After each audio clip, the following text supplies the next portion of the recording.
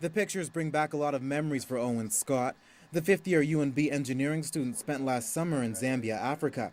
He was there as part of a junior fellowship through Engineers Without Borders. The organization sends engineering students overseas to impoverished countries to help fight against poverty.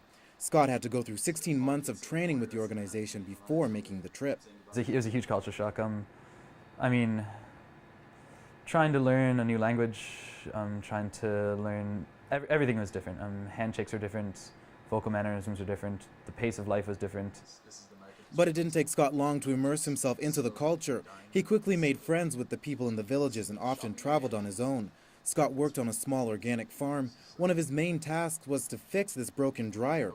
The dryer is used in processing mushrooms.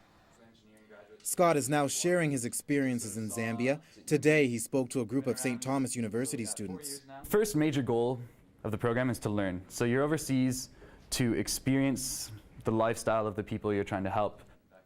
During his 4-month placement, Scott lived in 2 separate villages, at one point living with a family of 13. He learned the language, customs, and how to cook Zambian food. By being in the community, he also began to understand the issues people faced, particularly poverty. We should really be helping them help themselves rather than trying to come up with our own ideas or our own solutions. And there's a lot of capacity in a country like Zambia to do a lot of really, really amazing things without external help.